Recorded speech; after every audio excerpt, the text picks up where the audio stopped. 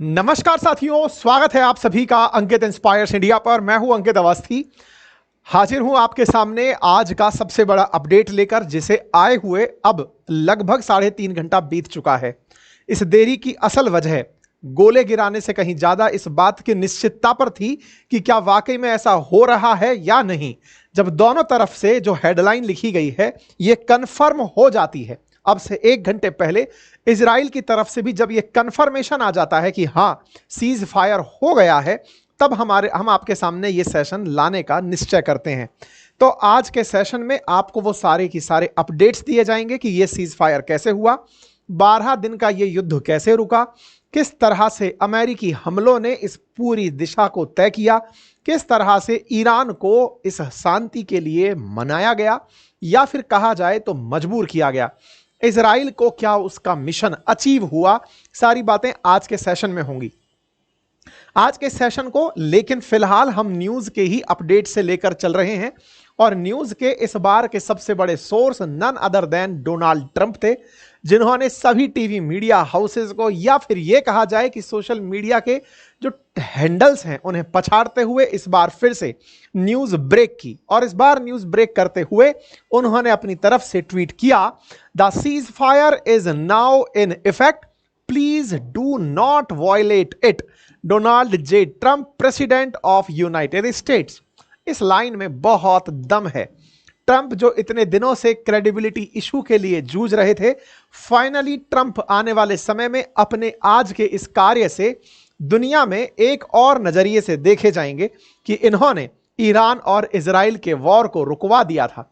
भारत पाकिस्तान के वॉर को रुकवाने में भले ही क्रेडिबिलिटी इशू रहा हो, लोग इस बारे में सवाल करते रहे हों कि आपने आफ्टर ऑल किया ही क्या था, भारत ने चाहे कितना भी डिनाई किया हो, लेकिन अब फुल प्रूफ तरीके से ईरान इजराइल वॉर को रुकवाने में ट्रंप अपना क्रेडिट लेने में कामयाब रहेंगे। इस बार इन्होंने गलती भी नहीं की।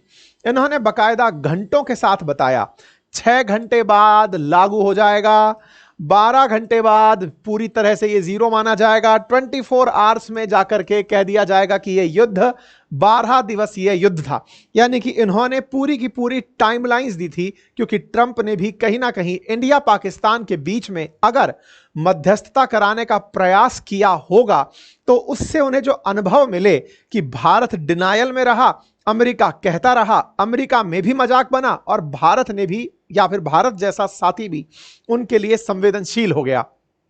ऐसे में इस बार ट्रंप ने इस सीज फायर को कराते समय पिछली बार की चूक से कुछ सीखा जरूर है। इसी वजह से उन्होंने इस सीज फायर को अनाउंस करते समय बहुत ही तरीके से सारी चीजों को लिखा है कि भाई देखो सीज फायर करवा दिया है, अब मत कहिएगा कि मैं केवल और केवल बातें करता हूं। देखिए, ट्रंप इस काम को कराकर संभवतया कह रहा हूं कि ये लोगों को जो मजाक लग रहा था कि ये नोबेल पीस पुरस्कार के लिए जाएंगे, ये भाई साहब फिर से पीस पुरस्कार मांगेंगे और कहेंगे कि देखो मैंने 12 दिवसीय युद्ध को ही रखा, मेरे काल में अगर होता तो ये युद्ध फैलता और ये पूरे मिडिल ईस्ट को अपनी आग में झुलसा देता, लेकिन मैंने 12 दिन में इस युद्ध को रुकवा दिया है।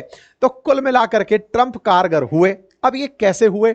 कल रात को मैंने आपको एक सेशन किया था, जानकारी दी थी अभी से 12 घंटे पहले ही कि ईरान का अमेरिकी बेस पर हमला हुआ था और चिंता व्यक्त हुई थी कि इससे हालात बिगड़ेंगे।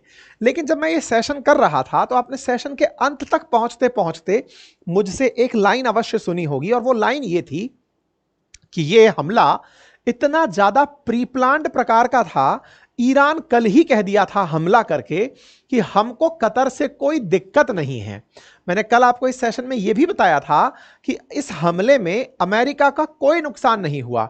अल उदैद जो एयरबेस है जिस पर यह हमला हुआ है, उस हमले में ईरान कह रहा है कि हमने अमेरिकी ठिकाने को निशाना बनाया है, लेकिन कोई नुकसान नहीं हुआ है। और भी मैंने आपको यह कहा था कि कतर को ईरान ने पहले ही इन्फॉर्म कर दिया था कि हम गोला चलाने आ रहे हैं।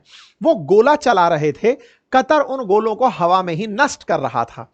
कल को हुई ये घटना जिसको हमने कल आपको कवर किया था, उस समय भी मैंने लास्ट में एक ही लाइन बोली थी, ये बड़ा ही फ्रेंडली मैच जैसा लग रहा था। जैसे आप बैट बॉल लेकर खड़े हो, सामने वाला बॉलिंग कर रहा हो, आप बैटिंग कर रहे हो, तो खेल बन जाता है। लेकिन सामने वाला अगर आपको बिना बताए अगर बॉल फेंक दे तो वो बोल्ड कर सकता है। बिल्कुल वैसे ही ईरान ने इस बार इस गेम को बड़ा फ्रेंडली रखा। कतर पर हमला करते समय पहले ही इन्फॉर्म किया कि भैया अपना बल्ला बल्ला बोले तो एयर डिफेंस सिस्टम एक्टिवेट रखना, हम मिसाइल चला रहे हैं, उन्हें हवा में उड़ा देना। संभवतया यही हुआ, कल रात को भी मैंने जिक्र किया था। यही कारण है कि कतर पर जब ये धमाके हुए तो उसके बाद में ट्रंप बाहर आते हैं। और भाई साहब, जो ट्रंप ने असल में मजे लिए हैं, मतलब ये समझ जाओ कि ट्रंप ने ये प्रूव करने का प्रयास किया है कि मुझसे ऊपर कोई नहीं, मैं किसी की नहीं सुनता। दुनिया के जितने भी देश हैं वो मेरी बात मानते हैं। अमेरिका महान है, ये अमेरिका की सुप्रीमेसी है और इस बात को स्वीकारना ही बेहतर होगा। ये ट्रंप का संदेश अब दुनिया तक पहुंच भी गया है। ऐसा क्यों है, इसको आप इस तरह से समझिए। कल रात को यह हमला होता है, चर्चा होने लगती है दुनिया में, अचानक एक बड़ी अस्थिरता का माहौल आता है। अब अमेरिका क्या करेगा? अमेरिका क्या करेगा? क्या अमेरिका अपने बेस पर हुए हमले का बदला लेने के लिए जाकर ईरान पर वार करेगा? भाई साहब, ये उम्मीदें कर ही रहे थे। इतनी देर में ट्रंप का मैसेज आ जाता है। वो अपने ट्रुथ हैंडल पर लिखते हैं कि देखिए, बहुत बहुत धन्यवाद ईरान आपका कि आपने हमला करने से पहले हमें बता दिया था कि आप हम पर हमला करने वाले। मतलब अखंड बेइज्जती की है भाई साहब इन्होंने, दुनिया के हर देश की है। इजराइल के भी मजे ले लिए, ईरान के भी मजे ले लिए, सबके कुल मिलाकर मजे लिए इन्होंने। कैसे किया, ध्यान से देखिएगा। ट्रंप ने सीज फायर अनाउंस करते समय पहले क्या कहा?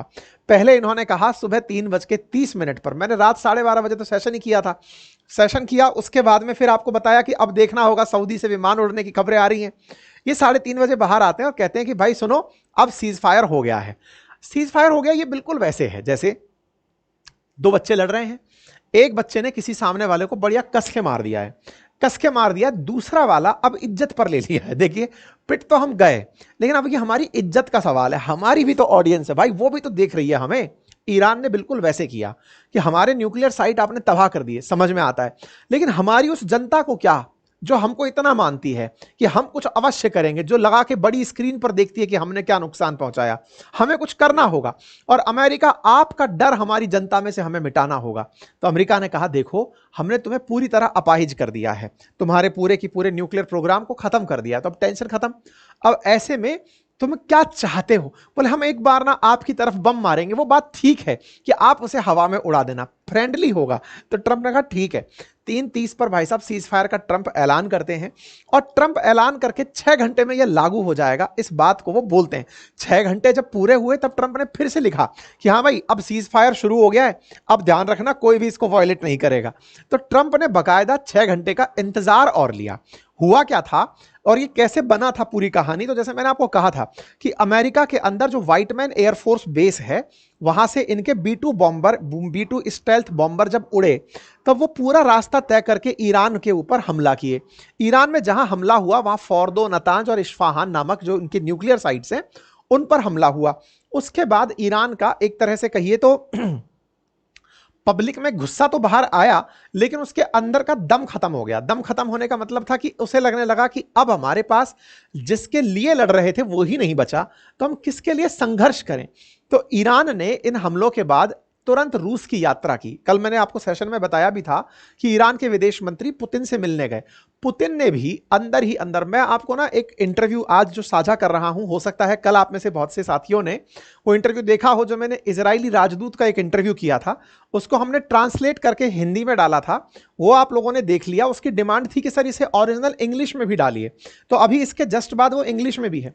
उसमें इजरायली राजदूत ने हमसे जो कहा वो ये था, आप जानकर मैं खुद हैरान था, क्योंकि आप और हम मीडिया से सोर्सेज लेकर सुनते हैं ना, सरकारी लोगों के पक्ष नहीं जानते। जब मैं इजरायली राजदूत से इस विषय पर बात किया तो उन्होंने कहा, मैंने उनसे कहा, मैंने कहा साहब वो तो ईरान वाले तो वहां जाकर पुतिन के साथ बैठकर बातचीत करने गए हैं, वो साथ में आ गए तो क्या होगा। मैं हैरान था जब रात को यह खबर सुना कि पुतिन ने उनसे यह कहा कि हम इस मसले को यूएन में उठाएंगे। साथ देने से इनकार ही कर दिया। पुतिन ने एक तरह से ईरान का साथ नहीं दिया। इस पर एम्बेसडर ने मुझे पहले ही एक सूचना दी थी, और वो ये थी कि देखिए, ईरान पर जो ये हमला हुआ है, आपको लग रहा है कि ईरान के साथ साथ दुनिया दुखी है, नहीं दुखी है। वो मजबूरन शो कर रहे हैं, क्योंकि उन्हें इतना ही शो करना है। हमने रिटेलिएशन जितना जाना हुआ है अंदर से वो उतना ही है, उन्हें इतना ही कहना है कि हाँ भाई बहुत बुरा हुआ, तुम्हारे साथ बहुत बुरा। बोले ना चीन साथ देगा ना रशिया साथ देगा। कल हो सकता है आप में से कुछ लोगों ने देखा भी होगा, तो उसमें मैंने वो हिंदी वाला ट्रांसलेटेड वर्जन डाला था। वो ट्रांसलेटेड वर्जन अगर आपने सुना हो तो उसमें ईरान के वो जो एम्बेसडर ऑफ इजराइल है वो ये बोल रहे हैं कि ईरान पर हमला हुआ था, ये लोग मन में खुश थे कि अच्छा हुआ। बोले किसी भी कंट्री के पास कोई नोटोरियस कंट्री अगर न्यूक्लियर वेपन बना लेती है तो यह अपने आप में एक चिंता का विषय होता है, और वो भी नहीं चाहते कि वो न्यूक्लियर वेपन बनाएं। मैं सरप्राइज था, मैंने कहा यार ये बात तो हम लोगों की समझ से परे है कि आप मुंह पर क्या बोल रहे हो, अंदर क्या बोल रहे हो। तो उन्होंने जिस तरह से बात को बताया, मैं हो सकता है शाम को ना एक वो सेशन भी करूंगा जिसमें आपको उस बात को डिकोड किया जाएगा कि ये पूरी कहानी कैसे घटित हुई थी। ये पूरी कहानी कल जब हमने चर्चा की, उस कहानी से मैं जो निकाल के ला पाया वो आज शाम को मैं आपको बताऊंगा। आज एक सेशन करेंगे इस बात पर, उस चर्चा के ऊपर कि उस चर्चा को कैसे डिकोड किया हम लोगों ने, ठीक है। एनीवे, तो फिलहाल के लिए क्या हुआ कि ईरान के अंदर ये प्रोटेस्ट वगैरह होने शुरू हुए। ईरान ने इन हमलों के तुरंत बाद रिटेलिएट करने की सोचा कि भाई अपन को अब चलना चाहिए, आफ्टर ऑल इज्जत का सवाल है, हमारे ऊपर हमला हुआ है तो हम अब जाकर कुछ तो बताएं अपनी जनता को। क्योंकि इनके यहां की जनता को यह बताना कि हमने अमेरिका पर हमला किया, उसके लिए बकायदा एक प्ले ग्राउंड तय किया गया। प्ले ग्राउंड ऐसे तय किया गया कि अब इस गोले को चलाएंगे, बताइए नजदीक से नजदीक कहां चलवाएं तुम्हारा गोला, ताकि तुम्हारी जनता के सामने तुम राज करने लायक बचो। तो बोले सर सबसे नजदीक है कतर, कतर में है अल उदैद एयरबेस, वहां पर हवाई अड्डा है, अमेरिका का हवाई अड्डा है, हम वहां पर गोला चलाएंगे। इंटरेस्टिंगली ईरान खुद गोला चलाने से पहले कतर को फोन करता है और कहता है कि कतर तुम हमारे भाई हो, और तुम हमारे भाई हो, हम तुम पर हमला नहीं कर रहे हैं, ये अमेरिका के एयरबेस पर हमला कर रहे हैं। और अमेरिका थैंक यू बोलता है ईरान को कि ईरान थैंक यू, हमला करने से पहले आपने जो हमें बताया। अब आप खोपड़ा पकड़ेंगे, क्या चल क्या रहा है ये। तो भाई तुम जब कतर को बताओगे तो कतर सुरक्षा के लिए कहां भागेगा, अमेरिका के पास, क्योंकि अमेरिका का ही तो बेस है जिस पर हमला होना है। अमेरिका को कतर ने बताया कि सर देखो वो फ्रेंडली मैच करना चाहते हैं, उनको अपनी जनता को बताना है कि उन्होंने हमला किया है, वो हमला कर रहे हैं, प्लीज इसको न्यूट्रलाइज करना। ट्रंप ने कहा ठीक है, उसके बाद में सब कुछ शांत करना है ताकि तुम्हें लगे तुम्हारी जनता को बताने के लिए कि तुमने अमेरिका के सामने हमला करके देखा। खुश? बोले खुश। बोले आओ गोला फेंको। इन भाई साहब इन्होंने गोला फेंका। ईरान कहता है यह कार्रवाई कतर और इसके लोगों के लिए कोई खतरा नहीं थी, ईरान कतर के साथ अपने रिश्तों को बनाए रखने के लिए प्रतिबद्ध है। इधर कतर कहता है कि हाँ भाई हमको पता है तुमने हमारी संप्रभुता का उल्लंघन किया है, पर भाई साहब जो असली आनंद लेने वाला व्यक्ति है वो ट्रंप है। भाई साहब गजब आनंद लेते समय ये व्यक्ति कहते हैं कि there have been 14 missile fired, कुल मिलाकर 14 मिसाइलें चलाई गई थी, उनमें से 13 को हमने खत्म कर दिया और एक को हमने छोड़ दिया क्योंकि वो कहीं गिर नहीं रही थी, वो रेगिस्तान में जाकर गिर रही थी, तो हमने कहा जाने दो क्योंकि उसकी दिशा कहीं और थी, नॉन थ्रेटनिंग मिसाइल थी। I am pleased to report that no American were harmed and hardly any damage was done. Most importantly, they have gotten it all out of their system and there will hopefully be no further hate. I want to, ये मतलब इस व्यक्ति ने जो मजाक ली है ना, असली आनंद लेना इसको कहते हैं। I want to thank Iran for giving us early notice which made it possible for no lives to be lost and nobody to be injured. मैं बोल रहा हूं भाई साहब, ईरान के अंदर जो ईरान समर्थक हैं उनके अंदर का वो जो थोड़ा सा जज्बा कल रात को पैदा हुआ कि ईरान अमेरिका से नहीं डरता, उसके एयरबेस पर जाकर हमला कर सकता है, उस चीज को इन्होंने जब ईरान वाले लौट गए हमला करके कि हाँ हो गया हो गया हो गया, वेरी गुड वेरी गुड, हमने अमेरिका के खिलाफ गोला फेंक दिया, दुनिया में लोग जानने लग गए, सब कुछ हो गया। तो ऐसे में ये वाली जो खबर है ना, इसने पूरा की पूरा उनका जो खुमार था ना वो उतार दिया कि थैंक यू ईरान, आपने हमें पहले इन्फॉर्म कर। ऐसे कौन बताता है यार, अंदर की बात है ना, ये व्यक्ति इसके पेट में कुछ पचता नहीं है भाई, बड़ा पेट है लेकिन पचता नहीं है, ये हर जगह। और इसका बताने का तरीका यही है कि दुनिया ये जान ले कि करा अमेरिका ही रहा है, अमेरिका करा रहा है, थैंक यू ईरान बोलकर। ये बिल्कुल वैसा है, आपको थैंक यू बोला जा रहा है लेकिन सही बात में आपके मजे लिए जा रहे हैं। थैंक यू बोल रहा है, perhaps Iran can now proceed to peace and harmony in the region. मतलब आप सोचिए, घटना है रात 3:30 बजे की और इवन 1:42 मिनट की, 12:30 तो अपन ने रात को सेशन किया है। 1:42 पर ट्रंप कह रहे हैं कि देखो अब मैं मानता हूं कि शांति हो जाएगी, जबकि दुनिया उम्मीद क्या कर रही थी कि ये प्राणी आएगा और आकर के ये कहेगा कि हाँ भाई इनको यहां छेद दो, यहां गोली मार दो। नहीं, हो गया तुम्हारा, okay thank you so much, and I will enthusiastically encourage Israel to do the same. Thank you for your attention to this matter. गजब था भाई साहब ये आदमी। ठीक है साहब, ये बात आराम से ये भाई साहब लिखते हैं, फिर लिखते हैं कि मैं अपनी तरफ से कतर के जो आमिर हैं उनको भी धन्यवाद देता हूं, क्योंकि उन्होंने क्षेत्र में शांति बनाए रखने के लिए बढ़िया काम किया। कतर में जो अमेरिकी बेस था उसको मैं मतलब इन एडिशन टू अमेरिकन भी, कोई भी अमेरिकन वहां नहीं मारा गया, ना ही वहां पर कोई कतरी मारा गया, और इन आमिर ने नेगोशिएट करने का बढ़िया काम किया। असल में अमेरिका की तरफ से कतर के जो आमिर थे यही बात कर रहे थे ईरान से और इजराइल से। अमेरिका इनको क्यों चढ़ा रहा है? इनको इसलिए चढ़ा रहा है क्योंकि इन्हीं के देश में 10,000 सैनिक बिठा रखे हैं, कम से कम 60 एकड़ जमीन पर कब्जा करके अमेरिका ने। तो इनको तो यह विश्वास दिलाना ही था कि तुम बढ़िया हो, तुम बड़े हो, तुम बात करो मेरे बिहाफ पर। मतलब एक मंत्री की तरह से कतर के आमिर को ट्रंप ने यूज किया हुआ है कि वेल डन मार्को रूबियो, बिल्कुल वैसे इन्होंने किया। अब आगे देखते हैं साहब, ट्रंप थोड़ा और आगे क्या करते हैं। ईरान और इजराइल केम टू मी, मतलब ये अब नंबर था इजराइल के मजे लेने का, और उसमें ये कहते हैं कि दोनों मेरे पास आए, ऑलमोस्ट साइमल्टेनियसली आए, एक साथ ही आए, और मुझसे कहा, जैसे अपने धारावाहिकों में नहीं आता था त्राहिमाम त्राहिमाम त्राहिमाम, कुछ इस तरह से ये अपने आप को रिप्रेजेंट करते हैं और कहते हैं कि ईरान और इजराइल दोनों मेरे पास आते हैं और कहते हैं शांति शांति, पीस पीस चिल्लाने लगते हैं। I knew the time was now, मैं जानता था अब समय आ गया है। The world and the Middle East are the real winners. जैसे होता है ना बेटे, जैसे घर में अगर जैसे मेरे घर में बच्चियां अगर वो झगड़ लें तो दोनों को पहले धमकाया जाता है कि अब नहीं झगड़ोगी, चलो शेक हैंड करो, और शेक हैंड करके फिर उनको सपने दिखाए जाते हैं, देखो तुम दोनों साथ रहोगे, बड़े रहोगे तो अच्छा होगा, ये होगा। ये बिल्कुल वैसे किए साहब, ये बिल्कुल वैसे किए कि बहुत बढ़िया हुआ, तुम दोनों ने अब प्यार से रहने का है, शांति से रहने का है, बढ़िया प्रॉस्पेरिटी आने वाली है फ्यूचर में तुम लोगों के यहाँ पे, ठीक है ना। They have so much to gain and yet so much to lose if they stay from the road of righteousness and truth. The future for Israel and Iran is unlimited, filled with the great promise. God bless you both. कर दिया साहब Trump ने खेला, Israel को भी बराबर लाकर पटक दिया। बिल्कुल याद आ रही होगी आपको इंडिया पाकिस्तान वाली कि यार ये तो आदमी हम दोनों को भी साथ ही ले आया था, कुछ उस तरह से। ये सीखा अपन से ही था कि यार ये तो बड़ा मौका था, इतने दिन तक न्यूज में बने रहने का असली मौका कहां से मिलता। असली मौका मिला उसको इंडिया पाकिस्तान से। समझ में आया कि यार एक साथ अगर इतनी सारी आई बॉल्स एक साथ चाहिए तो बेस्ट तरीका है कि पंचायती में सबको बराबर कर दो। अब इस बात से इजरायली भी नाराज, ईरान भी नाराज, सब आपको ही क्रिटिसाइज किए हुए हैं, और criticism itself is a publicity. तो भाई साहब ये राखी सावंत से सीख गए। ऐसे में भाई यहां पर आकर के डोनाल्ड ट्रंप की बात आगे बढ़ती है।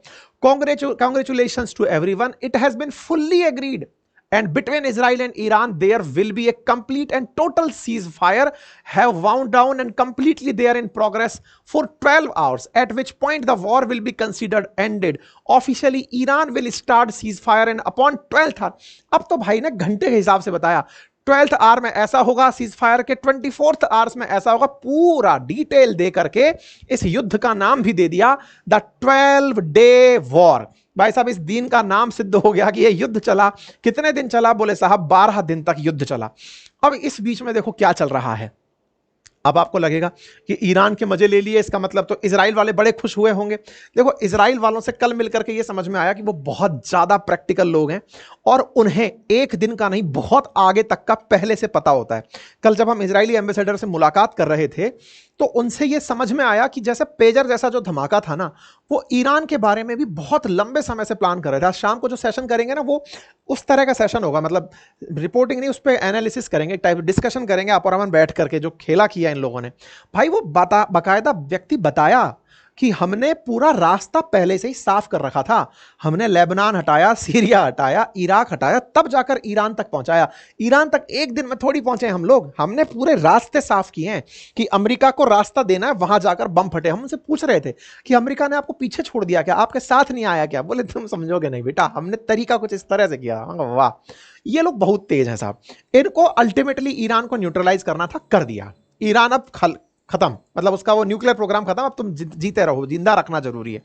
एग्जैक्टली अब इधर से ये क्या कर रहा है, अमेरिका का जो वो था ना, एक मैंने आपको बताया था कि ट्रंप ने अपने ही एक एम्बेसडर को बिठा रखा था वहां पर इजराइल में, और वो कह रहा था त्राहिमाम मालिक त्राहिमाम, आप बहुत ग्रेट हैं, आप ही रोकेंगे। वो फिर बाहर निकल आता है, वो कहता है कि ये रात के 3 बजे हैं। अब ये क्यों कह रहा है, क्योंकि कतर पर हमला हुआ, कतर पर हमला हुआ, ट्रंप फिर से बाहर निकल कर कह दिए कि वेल डन ईरान, बढ़िया किए तुम हमको बता दिए।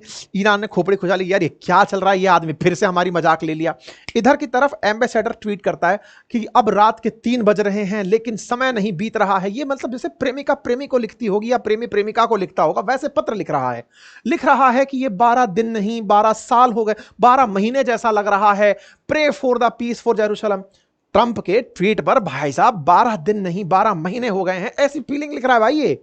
कोई बात नहीं, एम्बेसडर की बातें चल रही। ये क्या था असल में, ये था असल मायने में अमेरिका को ये बताना कि हे अमेरिका देखो, इजराइल पर अभी हमले हो रहे हैं, ताकि ईरान को वो जो होता है ना कि हाँ भाई बढ़िया, तुम अच्छा युद्ध लड़े थे, शाबाश, ये पकड़ो तुम्हारे सांत्वना पुरस्कार। तो ऐसे में ईरान को बाहर आना पड़ा। उनने कहा कि देखो अभी के हिसाब से 4 बजे हैं और हम 4 बजे के हिसाब से अभी भी इजराइल पर हमला कर रहे हैं। क्यों? क्योंकि वो ट्रंप बाबा पहले आकर 1:30 बजे धन्यवाद दे गया ईरान को कि थैंक यू ईरान, तुमने बहुत अच्छा किया, तुमने बहुत अच्छे से हमें इन्फॉर्म कर दिया। ये लोग कहे कि अभी कम से कम 6 घंटा तो बचा है। पर बड़ा इंटरेस्टिंग है, 6 घंटा बचा है, ये सोच के साथ में ये महाशय जो हैं ये इजराइल पर गोला फेंक रहे हैं, और ये धड़ाम धड़ाम इजराइल पर गोला फेंके जा रहे हैं। और इजराइल पर गोला फेंकने के साथ साथ सायरन बज रहे हैं, इजराइल के अंदर हमले हो रहे हैं, और सब तरफ ईरान एक ही मैसेज दे रहा है। और मैसेज क्या है? हमने नहीं माना साहब, बिल्कुल भी, हम तो पूरी तरह से हमला कर रहे थे, हमने कुछ नहीं माना। ईरान इजराइल पर धमाके करता जा रहा था। तस्वीरें वीडियो फुटेज आने लगी कि देखो इजराइल के अभी भी हमले हो रहे हैं बियर शेवा पर। मैंने इस बारे में भी पूछा एम्बेसडर से, अभी जस्ट थोड़ी देर में जो इंटरव्यू आने वाला है ये अंग्रेजी भाषा में है। मेरी टूटी फूटी अंग्रेजी के साथ जो पूछ सकता था, आप लोगों के प्रश्न मैंने पूछे सारे। मैंने प्रश्न ये जरूर पूछा, मैंने कहा साहब आपको पता था क्या कि ईरान इतना रिटेलिएट कर देगा आप पर? तो पता है वो क्या बोले हैं कि हम तो सोच रहे थे कि बहुत ज्यादा करेगा, ये हमारी एक्सपेक्टेशन से बहुत कम है। बोले उसने तो हथियारों का जखीरा इतना बड़ा बना रखा था कि डिफेंस सिस्टम कितना भी आपका एयर डिफेंस हो, दुनिया का बेस्ट है हमारे पास, फिर भी कुछ तो यार लीकेजेस होंगे, वो हुए। हम तो बहुत ज्यादा सोचकर चल रहे थे, बहुत ही कम हुआ। वाह, एक हम हैं जो हम ये कहते हैं कि पाकिस्तान की तरफ से गोले आए तो गिरे क्यों हमारी धरती पर। ये इतने साइंटिफिक हैं जो ये मानते हैं कि इतने गोले गिरेंगे कुछ तो आएंगे। मैं कहा वेरी गुड सर। तो ऐसे में इजराइल वाले तैयार थे कि गोले तुम भी गिरा लो, क्योंकि अल्टीमेटली हमने तुम्हारा बहुत कुछ गिराया है, हमने ड्रोन गिराए, तुम्हारे न्यूक्लियर कैपेबिलिटीज, तुम्हारे साइंटिस्ट, तुम्हारे इस एम्बेसडर, जितने भी बड़े लोग थे उनको टारगेट तो किया ही था इन्होंने। फाइनली ट्रंप बाहर आते हैं, बाहर आकर कहते हैं कि देखो पीस का जिम्मेदार ना मैं हूं ना तुम हो, केवल और केवल B-2 बॉम्बर के पायलट्स हैं। अब ये क्या कहानी है? अरे वो बॉम्बर नहीं थे, बम उड़ा करके जो ईरान पर गिराए थे, बोले उन्होंने जाकर गोले नहीं गिराए होते तो क्या ये शांति के लिए बाहर आते? भाई साहब फिर समय आता है सुबह 9:30 बजे का। ट्रंप फिर कहते हैं कि देखो भाई अब टाइम ऑन हो गया, टाइमर ऑन है, अब हो गई शांति, तुमको समय था इतनी देर तक कुछ करने का। ईरान ने इजराइल पे गोले गिरा लिए, ईरान वाले अब जिंदा बढ़िया से रहेंगे इस बात के साथ कि हमने इजराइल को और अमेरिका की बेस को नुकसान पहुंचाया, इससे ईरान के अंदर अपनी इच्छा शक्ति बची रहेगी। इजराइल वाले इसलिए खुश रहेंगे कि अब हमें चिंता नहीं है, हम न्यूक्लियर बॉम्ब से मुक्त हो गए, ईरान के पास अब न्यूक्लियर बॉम्ब नहीं है, तुम जियो आराम से। ट्रंप ने सबको शांत किया और कहा देखो अब हो गया सीज फायर एक्टिवेट, अब कोई वायलेशन नहीं होगा। फिर साहब ईरान बाहर निकल कर आता है, कहता है sir okay, cease fire okay sir, कर दिया सर, हम भी मान गए, आप भी मान गए, सीज फायर ओके हो गया सर। तो सीज फायर के बाद इजराइल का मैसेज नहीं आया तो हम अपना सेशन रोक लिए। हमने कहा यार इस सीज फायर की सूचना तो 9:30 मिल गई, अब क्या करें? हमने हालांकि ट्विटर हैंडल पर आपको सारी जानकारी दी है, रात भर दिन भर सब जगह। अंकित कुमार अवस्थी वेरीफाइड अकाउंट है हमारा ट्विटर पर, आप जाके उसे फॉलो कर सकते हैं। हम सूचनाएं लाने में यहां देरी कर सकते हैं, वहां इंस्टेंट सूचनाएं हम डाल रहे होते हैं, आपके साथ साझा कर रहे होते हैं। तो साहब इजराइल का इंतजार था कि कब आओगे कब आओगे। फाइनली ये साहब निकल कर आते हैं और कहते हैं कि कबूल है, सीज फायर कबूल है। और कबूल के लिए मध्यस्थ के रूप में आमिर साहब थे, ये अमीर हैं वहां के आपके कतर के, इन्होंने मध्यस्थता कराई। ट्रंप ने इनको कहा कि भैया मध्यस्थता कराओ, दोनों के बीच में बात करो और काके सेटल करो। कुल मिलाकर मामला सेटल हुआ। अब देखना होगा कि कितने दिन तक सेटल रहता है, ये तो आने वाला समय बताएगा। साथियों सेशन शुरू हो चुका है, लिंक कमेंट बॉक्स में है, उस पर जाकर तुरंत क्लिक कर लीजिए। आप इस इस सेशन को, एम्बेसडर की बात को समझने का प्रयास कीजिए। हिंदी और इंग्लिश दोनों में हमने उपलब्ध कराया। रात को हमने ये पॉडकास्ट आपको हिंदी में डाल दिया था, अब आप इंग्लिश में जानिए और आज समझने का प्रयास कीजिए इस पूरी कहानी के पीछे की पटकथा को, उन इजरायली राजदूत के खुद के स्वर में समझने का प्रयास कीजिए कि इजराइल पहले से जानता था कि यह ज्यादा दिन तक युद्ध नहीं चलेगा। उन एम्बेसडर ने हमसे जो कहा, कल जब हम उनके पास गए तो उन्होंने हमसे ये जानकारी उस समय दी थी, और इस पॉडकास्ट में भी आप जाकर सुनेंगे तो जान पाएंगे। उन्होंने हमसे कहा था कि नहीं कर पाएगा। हम उनसे पूछे कि साहब स्ट्रेट ऑफ हॉर्मुज को लेकर बड़ी चिंताएं हो रही, बोले कुछ नहीं कर पाएगा, वो उसके पास है ही नहीं, हमने सब मिटा दिया है उसका, वो थोड़े दिन बस शो ऑफ करेगा, अब हमने सिस्टम खत्म कर दिए हैं। तो अब आप इस जाकर के इस चीज को देखें एक बार और जाकर के फिर अपनी राय रखें। प्रयास बेहतर के लिए किया गया है। फिर से हम कहेंगे कि आप हमें हमारे चैनल को सब्सक्राइब कर लें, जिसमें कोई भी खर्चा तो आता नहीं है, लेकिन आप हमारी ताकत जरूर बन जाते हैं। चैनल को सब्सक्राइब करें, अपनी राय कमेंट बॉक्स में रखें। बाकी त्रुटि अगर कोई हो तो फिर त्रुटि सुधार में हम आपसे यही कहेंगे कि अगली बार उसको नहीं करेंगे। ठीक है, थैंक यू सो मच।